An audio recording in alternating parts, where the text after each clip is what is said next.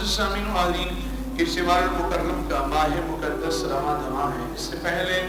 عظمتوں، برکتوں، رفعتوں والا ماہ مقدس رمضان مبارک گزرا۔ یقیناً جن لوگوں کو اللہ رب العزت نے توفیق عطا فرمائی، انہوں نے محض اللہ کی توفیق، میرے آقا کریم صلی اللہ علیہ وسلم کی خصوصی عنایت سے حد الوسع، حد الامکان پیارے رمضان کا ادب و احترام کیا۔ دعا کرتے ہیں اللہ رب العزت ہم سب کو اپنی زندگی رمضان کی طرح گزارنے کی توفیق عطا فرمائے، آمین بول دیجیے۔ دیکھ لیجیے میرے عزیز بزرگ ایسے نہیں کہتے، وہ کہتے ہیں کہ جو بندہ رمضان میں صحیح معنوں میں اس کا ادب و احترام کرتا ہے، رمضان کے روزے رکھتا ہے، تراویح ادا کرتا ہے، حرام برے کاموں سے بچا رہتا ہے، اصل میں خوشی اس بندے کو عید والے دن ہوتی ہے۔ اس کا دل، اس کا ضمیر مطمئن ہوتا ہے، اس کا باطن اسے کہہ رہا ہوتا ہے کہ ہاں یار تم نے صحیح زندگی گزاری ہے، صحیح رمضان گزارا ہے۔ مگر نہ ہم میں سے ہر ایک کو پتہ ہوتا ہے،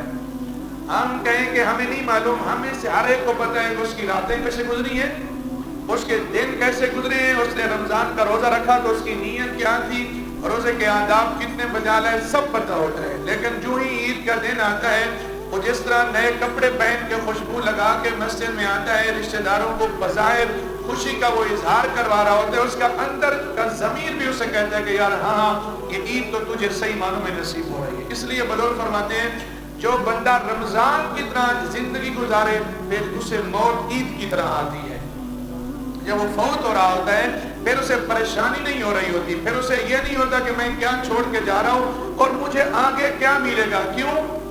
جب اس کی روح نکل رہی ہوتی ہے رب العالمین کی طرف سے اسے یہ اعلان ہوتا ہے ارجعی الی ربک راضیۃ مرضیہ، اے نفس مطمئنہ اپنے رب کی طرف اس حال میں لوٹ کہ راضیۃ مرضیہ، تیرا رب تیرے سے راضی ہے اور تو رب سے راضی ہے۔ تو کیجیے اللہ تعالیٰ ہم سب کو یہ کلمات سننا نصیب فرمائے۔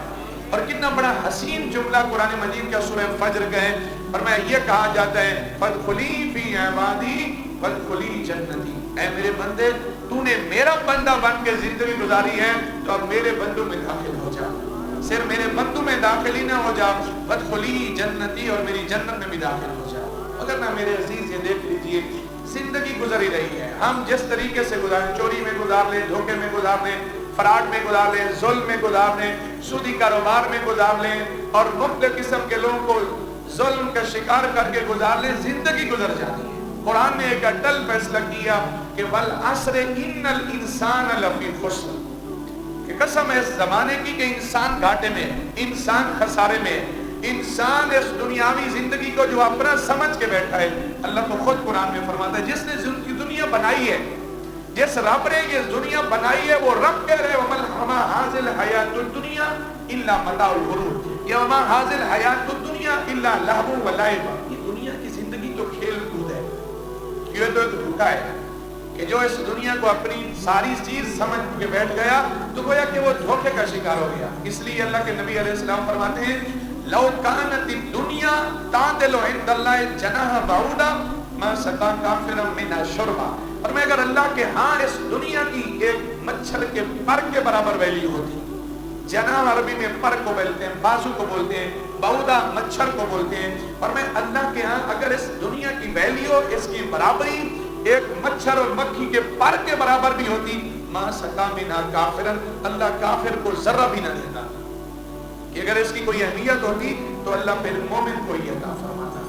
یہ دنیاوی زندگی، اور پھر قرآن خود کہتے ہیں من کان یرید العاجلۃ